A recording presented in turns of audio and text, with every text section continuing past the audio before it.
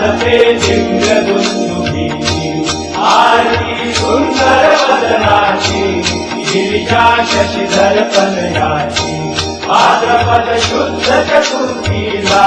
भक्तगण येत दर्शनाला उगवता धन्य माघ मास नागपेरी दयालिकास सकल जन नारी नर येती दर्शने पाप मुक्त होती काय तो यात्रेचा दिवस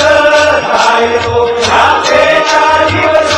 मिळेला वाट उसळली लाट स्वारिका थाट थाटते घरची भाविकाची पालकी निघे मोरयाची आरती गाऊन सद्भावे त्रिविक्रम शांती सुखा पावे आसही पुरवी दासाची भक्ती दे अखंड